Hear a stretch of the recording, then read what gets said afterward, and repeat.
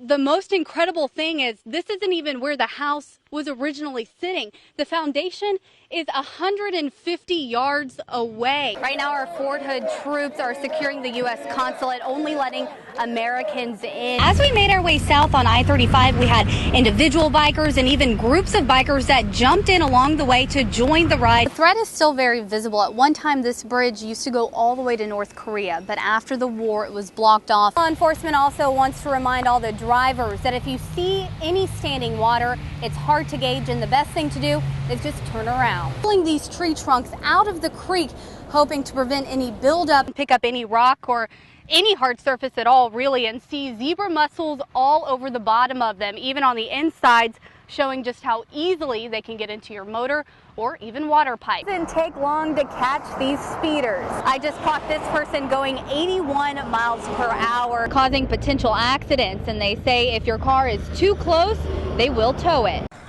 In Kempner, Texas, lives this very special boy. That one's heavy. Just like any 7-year-old, Antonio Laguna does his chores. Who wants to pet it? Goofing off when he can. But what you can't see is his body's daily struggle to live. It helps me breathe in the middle of the night. I have to wear the mask so so it doesn't know I'm dying. His brain sometimes doesn't tell the body to do normal functions, like breathing or when to stop eating. And it wasn't until 2012 that a specialist finally diagnosed Antonio with ROHAD. Antonio's off the chart rare. He is one of about 75 worldwide since the early 1960s diagnosed with this. Rapid onset obesity is one of the major symptoms he fights each day. It'll make you eat a lot because it'll make your stomach not hurt so much, and then you eat too much. But he's learned to cope, like eating healthier. And after visiting a picking farm, he decided to do a little farming of his own. And what's this one? Which leads to Antonio's very unique wish. An orchard with a greenhouse, and it's going to have lots of food. And another special touch, Antonio wants to put a fruit stand right here by the front of the gate so that anyone that comes through, he can sell them fruit. But when asked what his favorite part of this wish would be, helping people. That's right, this little 7-year-old wants to share his wish and help feed people so that they can also live healthy lives. It's pretty awesome. A wish he can't wait to get. In Kempner, Tiffany Pelt, KCEN HD News. Growing feud between biker gangs leading to one of the most violent shootings in Waco's history. New documents show the banditos threatening to go to war with the Cossacks after several recent attacks. KCEN HD News reporter Tiffany Pelt is joining us now. Tiffany, we're talking about two very dangerous groups. We are, Doug and Nikki. I was able to talk with an undercover agent who years ago infiltrated the banditos. He says these gangs are no joke, and he believes this fight is far from over. It's been years since he went undercover, but even today, we have to hide his identity for his family's safety. You cannot ever let your guard down. If you do, it could cost you your life real quick. Spending 3 years with the Banditos outlaw motorcycle gang, he witnessed the ongoing violence and their criminal lifestyles. They were pushing heroin, cocaine, and as well as gun running. They were into just a little bit of everything at that point in time. Fearing for his life each and every day he spent with the Banditos. They're like a rattlesnake. You never know what they're going to do. He wasn't surprised at all as yesterday's deadly events unraveled. As a matter of fact, the only thing that surprises me is that it hasn't happened sooner. It's a turf war. That's all it is a turf war. And these law enforcement documents uncovered by our Dallas sister station suggests the same thing. It cites escalating violence after the Cossacks refused to pay Banditos operating dues and for claiming Texas as their territory. A number of attacks follow, including one in Lorena back in March, where Cossacks attacked a Bandito on I-35, sending him to the hospital.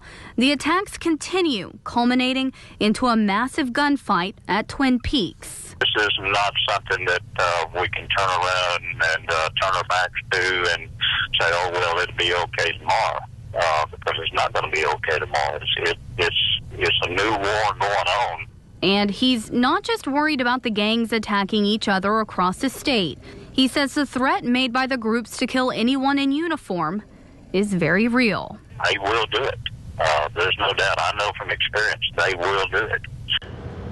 And while the Banditos have been a notorious outlaw motorcycle gang for years, these documents say the Cossacks are also on their way to be classified as an outlaw motorcycle gang as well. And tonight we'll lay out the timeline leading up to yesterday's shooting. Doug and Nikki. And we got a real-life Forrest Gump here. He has an incredible story. Not only is he a man of the greatest generation, serving in World War II, but at 91 years young, this veteran is running from coast to coast across America. Yeah, it's incredible. KCEN HD News reporter Tiffany Pelt caught up with him on the road. She shows us what it's like running with Ernie.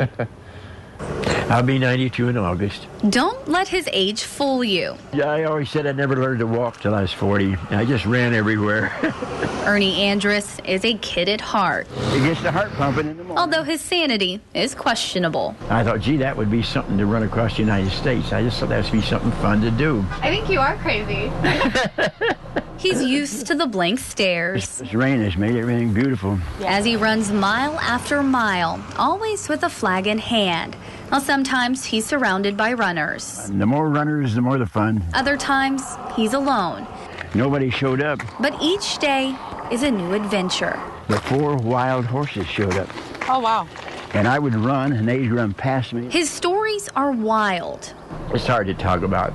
but not all are happy. We lost so many Marines. Although I never lost any. I never lost one patient. Which brings us to why he is running. Besides the thrill, he's doing it to raise money for this, the LST 325. This is the only one that's left. And the only one that's operational. It's identical to the ship Ernie served on, but it's also the place he and his third wife, Susan, said their I do's during a World War II reunion. So we had a great wedding on board the ship. She was with him as he touched the Pacific in 2013 to start his coast-to-coast journey. But less than 2 months into his run, she had a stroke. Put my run on hold and went back to be with her. Held her hand for about a week. She quit breathing. But she's along for the ride with her picture on the dash and the open road a welcome sight. It's just therapy, you know. It's just good. And with close to 1,500 miles of therapy under his shoes, this World War II veteran has made it to his halfway mark in Central Texas. But a couple times that my body just tried to give out on me. He hopes to reach the Atlantic by next summer. But even if he has to run it alone, or if he doesn't raise a lot of money, he hopes people will remember at least one thing on his cross-country trek. Freedom is not free. Running with Ernie in Gatesville. Tiffany Pelt, KCEN HD News. Families waited anxiously, ready to hug their soldiers. Well, some of the families. They still think I'm in Africa.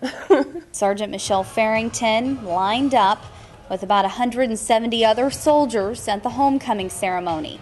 She had deployed to Africa in November to build Ebola treatment units, then spent another 21 days in a controlled monitoring site. It was her first deployment. It's very hard as a mother to leave your children, but hopefully some other child in Africa gets to sit down with their mother today because of what we've done. Well, she missed her husband's and both of her children's birthdays, not to mention Thanksgiving and Christmas. That was the hardest time. So she decided to make her first homecoming a special one. We brought in 10-year-old Dylan and 9-year-old Madison. Y'all don't mind answering a few questions for me? Thinking they were talking about their mom being in Africa. He's helping other people in fighting Ebola. What do you think about what she's doing? It's brave. They had no idea she was in the room behind them. I've been peeking out this window for a little bit too long now. And finally, the wait was over. Do you wish your mom was here? You guys don't have to wish anymore. Stunned, all they could do was hold on tight. It's a feeling they couldn't put into words. It's indescribable. As they go home, a complete family. In Killeen, Tiffany Pelt, KCEN HD News.